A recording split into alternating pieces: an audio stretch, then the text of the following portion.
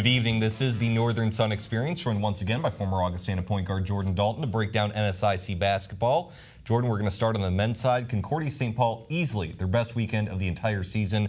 They go to overtime against number 3 MSU Moorhead, get a double OT victory. Then they get another big win over Northern State. Golden Bears are just 5-11 in the conference. They're sort of in that lower tiered pack. But do those kinds of wins maybe help them be a spoiler come tournament time? I think it's great. We talked about it all year long, how momentum plays such a huge role, especially during the tournament. And so for the Golden Bears, like you said, they've had a rocky start to the season. But at this point, they understand the only way they make the regional tournament is to win the NSIC tournament. And so 2 wins like this can absolutely propel them as far as momentum and confidence going into the NSIC tournament to say, hey, maybe we can win this thing. Because not only did they compete with 2 of the best teams in the conference, they were able to beat the 2 of the best teams in the conference. And so that just does a huge amount for a team's confidence.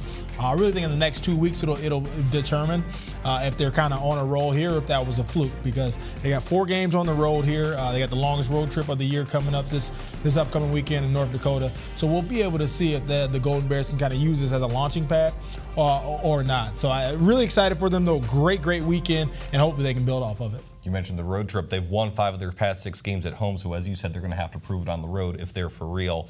Well, on the opposite side of that, Minnesota State Moorhead loses that double overtime game, but then they come back on Saturday, win another overtime game at Minnesota State. 2 OT games, 3 total overtimes, 2 different results. How should the Dragons view this weekend? Yeah, I think they should view it as a split on the road. You know what I mean? We talk about it all year long, how it's very difficult in this league to go on the road, win back-to-back games. I don't care who you're playing. You know, that's a tall task for any team in the conference. So I think what they should view it as, though, is great experience. You know, as we get later into the season, you see teams second, maybe even a third time when you're playing them, they start to understand tendencies, and you're inevitably going to have those closer games.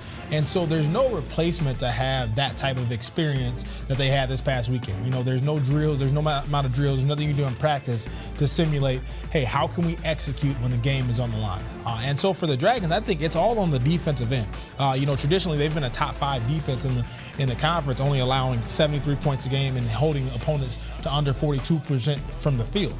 And this weekend they gave up 97 points to the Golden Bears and then 89 points to Minnesota State Mankato, excuse me. So if they're going to get back to their championship aspirations, championship ways, they're going to have to lock down on the defensive end. Yeah, Isaac Seavley still doing well on the offensive and defensive end for Moorhead, but again, only 2 conference losses, but they're by a combined 5 points.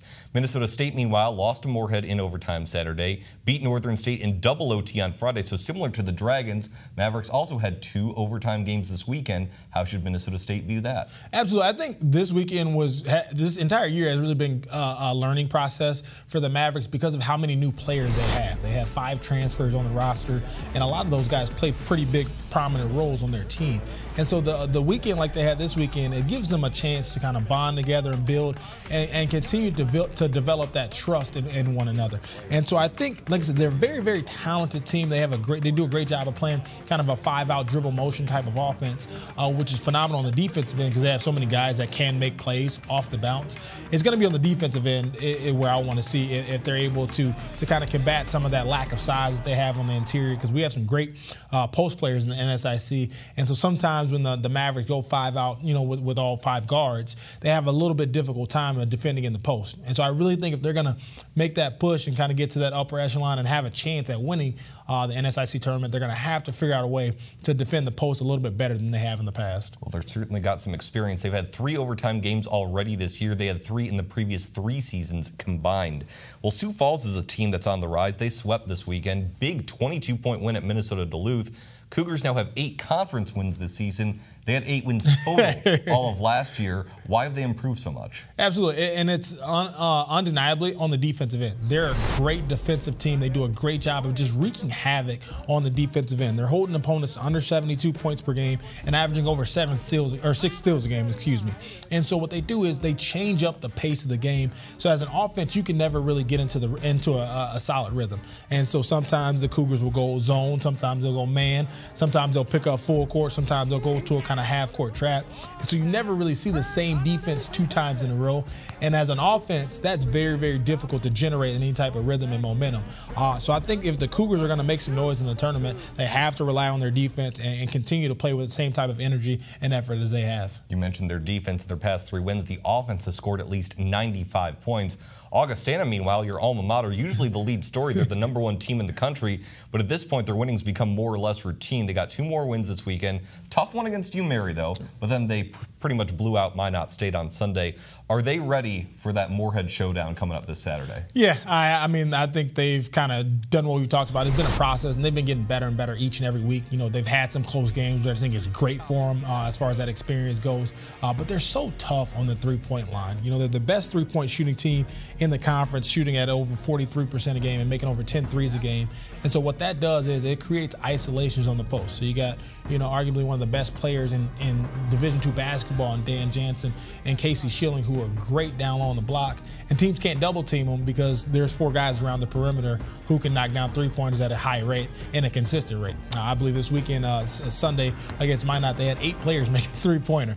And so it's kind of like pick your poison with them. And so I think it's going to be a great, great weekend for them. But right now, they just seem so talented and have so many weapons on the offensive end that it's going to be very, very difficult to shut off all those weapons at one point in time. Of course, they got a tough game Friday against Northern State, but the big showdown, probably the game of the year Saturday, Augustana at Minnesota State Moorhead. Well, when we come back, Jordan's going to break down the previous weekend in NSIC women's hoops. The Northern Sun Experience on Midcoast Sports Network is presented by Sanford Orthopedics and Sports Medicine and Dakota Land Honda.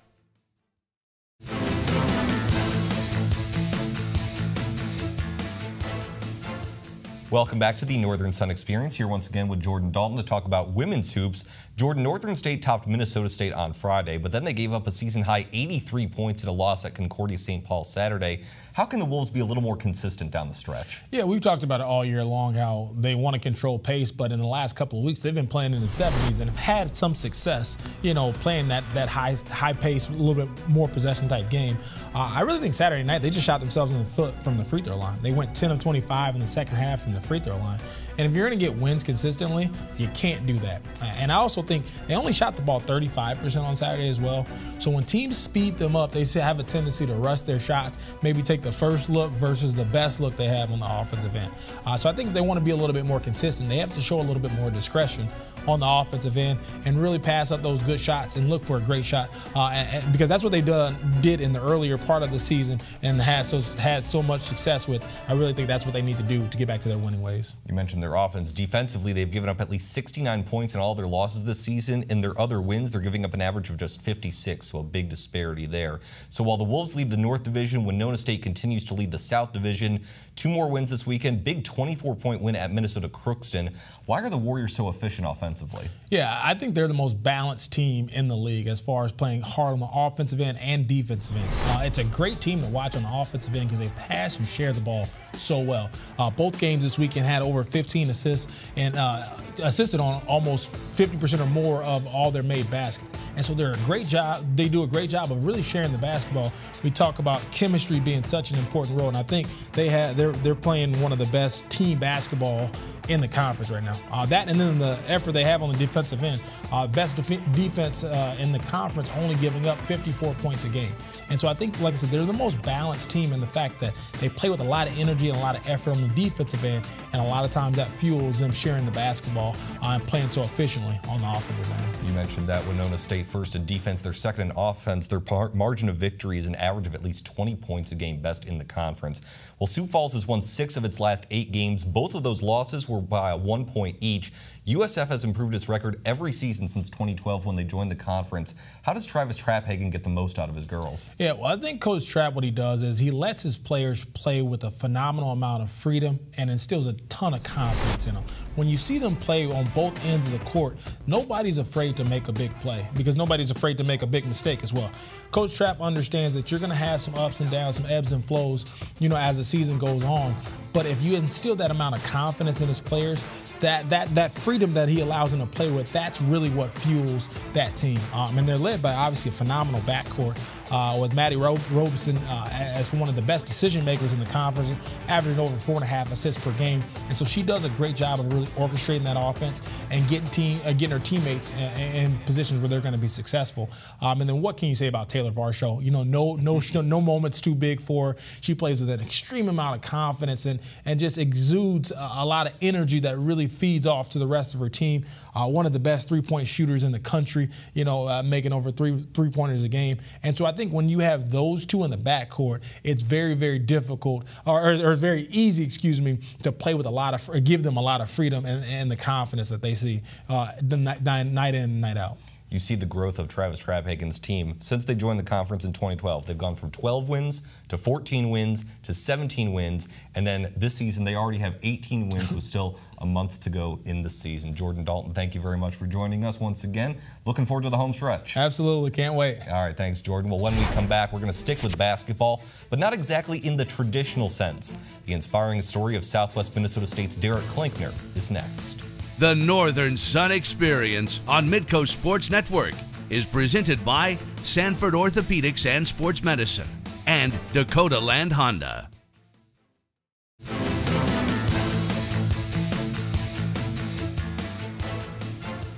And welcome back to the Northern Sun Experience. Derek Klinkner was a multi-sport athlete at Southwest Minnesota State, but being involved in more than one sport was not out of choice, but necessity. And now he's using his circumstances to lift the Mustangs up while keeping them grounded. Hey, we're ready. You guys can bring it. The fast lane at Southwest Minnesota State's wheelchair basketball camp runs 94 feet. Nothing here, nothing here. Woo! Hey, Sam, how you doing? Hey, watch baseline, go baseline, go baseline, go baseline. But Derek Klinkner has always been quick. With a shot. There you go. That's your shot, Brian. I bet you're not going to make it, though. I'm talking trash here right now. Woohoo! Called it. And his mouth. Some people think, you know, oh, they're in wheelchairs, it's not that intense of a sport. I'll say, come on, I'll play a one-on-one. I'll spot you 20 points a game at 21 and give you the ball first. We'll see who wins. A quick talker, a quick learner, and quickly understanding that life has a funny way of giving you everything you ever wanted. Woo! I'll take that. I'll take that. Derek Klinkner grew up in Artesian, South Dakota, working on the family farm and eventually earning a football scholarship to SMSU. You come on campus and you get a feel of a big old family. That's kind of how I describe it. You're just kind of a big old family here at Southwest. And that's one thing that I was looking for. I come from a small town, close to my family. I wanted to essentially feel part of a family choosing a school. In his first 2 seasons as a Mustang, Derek racked up more than 130 tackles and earned NSIC All-Conference honors. It was hard work that earned Derek those accolades. But after his sophomore season, even harder work laid ahead. On a rainy day in the spring of 2010, Derek was helping his dad move a water tank across the farm. We use a payloader tire, put it on its side, put cement in the bottom of it, so essentially it's really heavy. It's about 3,000 pounds, this particular tire. We were moving it from point A to point B, and when we placed it at point B, the ground wasn't quite level, so we put some backfill in there to make it level. While we were picking it up and hooking up the pipes underneath of it, because that's the came through the center, the earth on the opposite side, so the backfill that I just laid down gave away and shifted out of the bucket on top of me. Essentially breaking my back, or for the science nerds, it's a T12 L1 dislocation.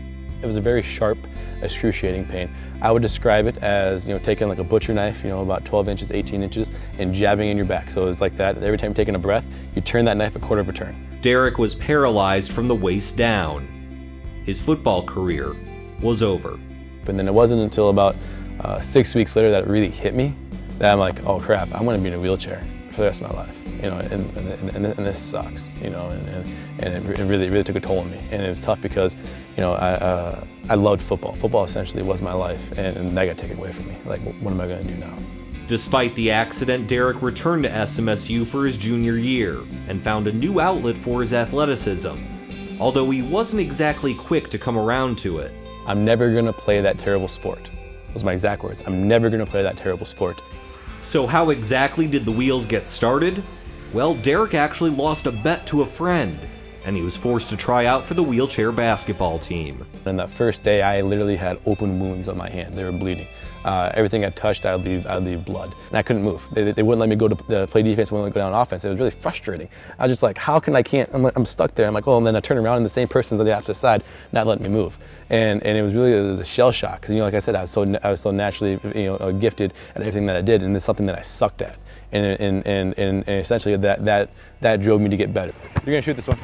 Let's look it up. Derek did get better, earning his way onto the team in the fall of 2010 and eventually onto the coaching staff.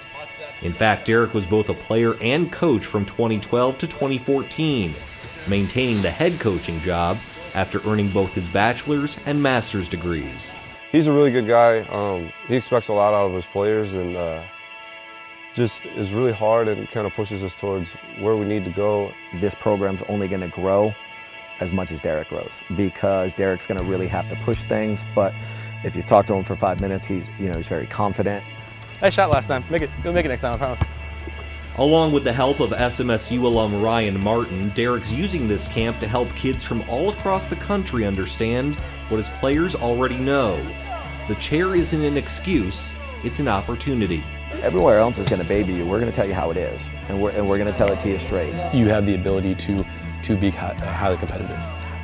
You know, you bring them here on campus, we pre-test them, post-test them, and essentially between that time we train him. He does things the right way. He's really focusing on these athletes getting their degree, because there is no MBA. I'll make this one, I hope. It's embarrassing if I miss it. And I missed. The pace of Derek's life never slowed down, and more importantly for him, his body, mind, and spirit never did either. From starting linebacker to player coach of a wheelchair basketball team, Derek hasn't really had the time to learn a different speed. But what he has learned is that life after tragedy is something he'll always cherish, no matter how quickly it goes. I don't know what I'd be doing. It's crazy because if you think about it, because of my accident, I got a bachelor's, a master's degree, and a job. So if I didn't have my accident, where would I be in life? I don't know. If I didn't have wheelchair basketball, where would I be in life? Probably twiddling my thumbs playing video games. It's more than just basketball, it's more or less life lessons, you know. So you essentially, whatever you learn on the court, you can apply it to your real life. Like you have an obstacle, how do you overcome that obstacle on the court? Well, then you can do the same thing in life. Coming up next, wrestling highlights from around the NSIC, including Minnesota State's impressive stretch that has them climbing up the wrestling polls. The Northern Sun Experience on Midco Sports Network is presented by Sanford Orthopedics and Sports Medicine and Dakota Land Honda.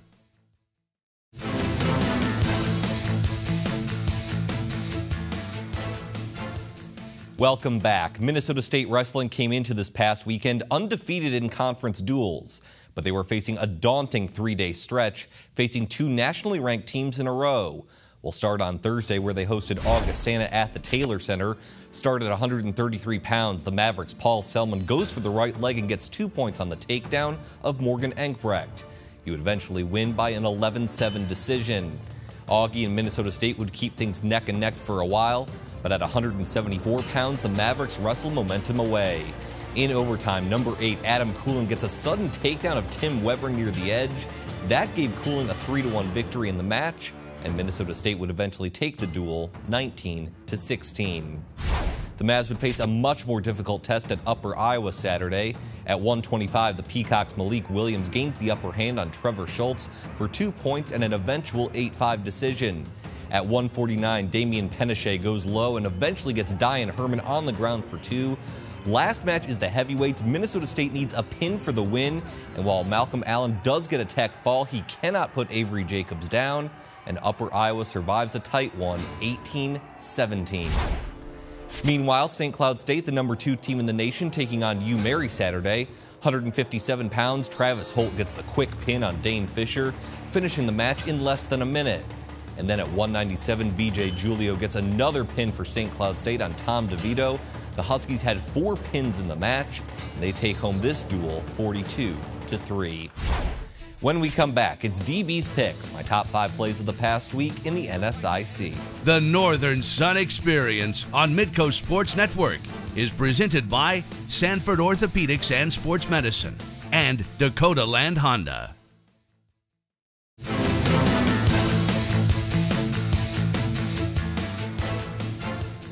Welcome back. It's time for DB's Picks, my top 5 plays of the past week in the NSIC. At number 5, we go with a player who wears 5. Augustana's Sophie Kenny drives inside and throws up a no-look reverse layup over Minot State. Check it out again. The senior known for her assists can credit the glass for help with this bucket at play number 5. For number 4, we measure the Richter scale. Augustana's Alex Richter gets behind the U-Mary defense and throws it down with 2 hands. Take another look. Jordan Spencer draws the eyes of the Marauder defense and finds a streaking Richter who hammers it home. That provided a backbreaker in the Vikings' close win and also provides them with play number 4 of the past week. For number 3, Minnesota Duluth's Brendan Pineda is clear for liftoff, throwing down this alley-oop from Pierre Newton. All eyes once again are on the ball, and no one from SMSU notices Pineda gliding toward the hoop. The Bulldogs show their bark and their bite at number 3. For number 2, 2 great plays from Concordia's Brendan Matthews. First, he gets the breakaway jam off the steal against MSU Moorhead, and then on the very next Dragon possession, Matthews takes it away himself, dives on the floor and saves it as Mike Yonke goes in for the slam of his own. The freshman from Eagan, Minnesota coming up big in more ways than one, checking in at number 2. But our number 1 play comes from another Concordia St. Paul freshman in the same game. Down by 1 with just seconds remaining in overtime, Stephen Craigt hits the game-winning layup against MSU Moorhead, taking down the number 3 team in the country. Here it is one more time. Osio Moreggi charges down the right side and feeds it underneath to Craigt for the left-handed lay-in. Those were Craig's first and only 2 points of the ball game, but it gave his team a 1-point win and the number 1 play of the past week.